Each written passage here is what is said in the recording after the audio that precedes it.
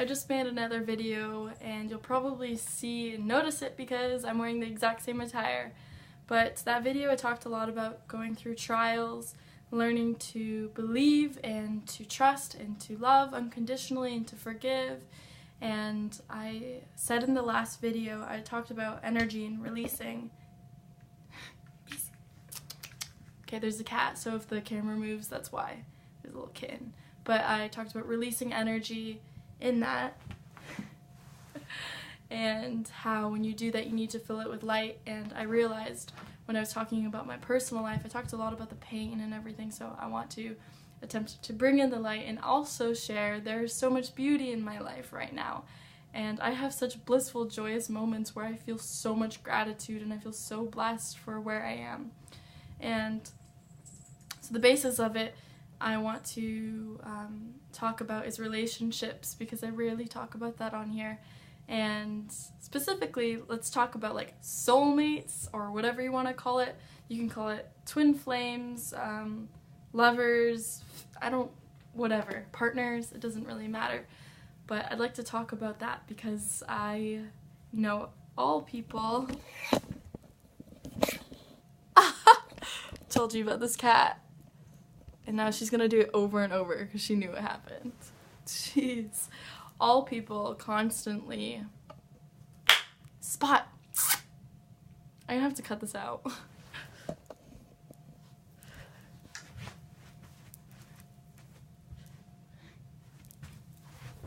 Okay, that's gonna have to be cut. But here's this kitty cat. This is the one that's causing trouble. Her name is Spot. All people are constantly searching for love, and it so happens to be that a majority of it is through others. And that's just something you have to admit that we as humans try to do, and we know the truth is all within. But at the end of the day, it comes down to the fact that we look for love within other people. So on my spiritual path, I, for a long time, was alone. For a very, very long time, and I chose it because I thought solitude was the answer for me. I thought I learned best when I was alone, and when I meditated alone and did all these things. And then this year, I don't know, 2017 to 18, completely flipped my life upside down. I got into my first relationship last year, and it taught me so much about myself. It's insane. So very first real relationship, and boy, that was eventful. And it was beautiful, and it was really, really painful, and just like all things. But it brought me to this moment, and it allowed me to really see myself and to see others and to learn how to love, love, love, love, no matter what. And right now, I am in a new relationship. It's not really new because it's been like an ongoing 4-year thing where it was like my husband and I would date on and off for 4 years, not very seriously, but yeah, and it's been interesting because like we met when I was a young teenager and pretty much like went to high school together, and our path has been very on and off. And it's funny how now, for almost over 4 years later, we decide to reunite after we've gone through many things. And so I want to talk about how timing is so important when it comes to relationships. And don't lose hope when you don't have what you need, because most of the time, I know you've heard it before, but if you're searching for it and you just constantly want it, it's probably not going to come. It's those moments when you feel content and you're like, okay, this is new, I have this. Those are the moments when the surprises come, when you're ready in a way, because there were definite moments all of high school and like all of university, and I really just wanted someone, and it never really happened for me. And then the times where I was like road tripping by myself, super blissed out, totally alone, solitude, then I was like, here you go. And then funny enough, then I broke up with that boyfriend, and then like 6 or 7 months of learning to be alone again in solitude, and finally I get super content after being really uncomfortable, and then it comes, and I was just like, okay.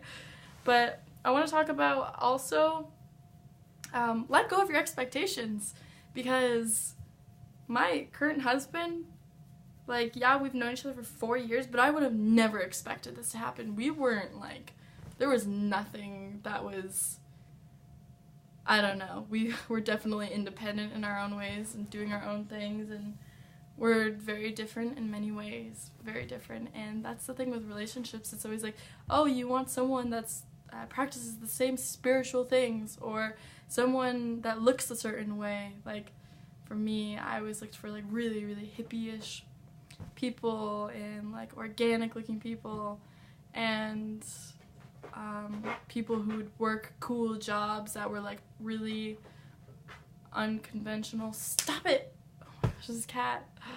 But let go of those expectations, because love persists when you see the essence of it, not the freaking external of the image of it being a certain way. I'd much rather have someone who's, like, not in my category box, which my husband, he still pretty much is in a way, but not 100%, I guess, what I expected. But I'd much rather have someone who's super compassionate and kind with me and grounding and all these things, rather than someone who practices and thinks the same way as me. I hope that makes sense. I'm not saying my husband and I don't think alike. We're very similar. That's why, like, we grew up in a really, like, a small town where people don't think outside the box. That's why we kind of get along, because we both do. But I've traveled the world. I've met such interesting people. So, like, for me, like, yes, he thinks outside the box, but not as much as, like, a lot of other people. So what was I gonna say? I think it's important to be open to who comes, and to lose these expectations, and whether they're your type, whether they are pursuing your interests, whether they're creating things that you wanted to create, just be open. And that has been such a big lesson, because all my life I would close people off. Maybe, yeah, like the 4 years him and I were kind of seeing each other, we kind of closed each other off many times, because in my mind I was like, this isn't really it, and I'm pretty sure he thought the same way. And finally we just opened our hearts and we're like, let's try this, and now we're married. So yeah, another thing with, like, soulmates and everything, I said at the beginning, but it's timing. And with soulmates, I'm not, like, 100% saying, like, oh, my husband Mikey, he's my soulmate. I believe that, but I also believe there are many soulmates in your life. Soulmate just means someone who assists you on your path and brings you a level closer to who you are. And right now, that's my husband. And I've had many soulmates. And who knows how far we're going to make it together. That's something about him and I that's awesome, that we don't expect, like, hardly anything from another person. We're very hands-off, and we try to be very unconditional with our love, and non-possessive at all. So, I forgot. Yeah, that's very important, is that you set grounds like that, where you both have the same ideas for the foundation of your relationship. But yes, soulmates are those who let you be who you are, who you don't feel belittled by. That is so important. Never have I, with my husband, felt belittled or felt like I had low self-esteem towards hateful words or anything like that. He's never been like that, and that's important, that you find someone who makes you feel safe. And I mean, someone can't make you entirely feel safe, because I still feel unsafe in certain areas, but those are my past traumas or whatever it may be. But find someone who empowers you and who uplifts you and wants you to be you, the best version of you. And so many times in my relationships, like, I always was with people who they had very strong expectations for themselves, so they did for me, and so it ended up being harsh on me. And when I'm a sensitive person, I need someone to be gentle with me. And so it's like, if you're that type of person too, don't be with someone who, like, at the end of the day makes you freaking want to cry, and like you go to sleep just like feeling terrible about yourself. I don't really know what else specifically to say about soulmates, but oh yeah, one thing is that with the non-expectation, with a soulmate, I don't expect my husband and I, like, I'm hopeful towards it, obviously. Hopeful is a good word. But I do not expect for us to be together for our whole lives, because things can happen and we can change our minds and our hearts can grow somewhere else. But when we are with each other in the moment, we are with each other. We're not thinking of way down the line. And he often will talk about growing old with me and all these things. But at the end of the day, we know if something persists for change, we will try our best to continue with that change. And that's so important with true soulmates, is that they allow for your path to take you to where you need to be and vice versa.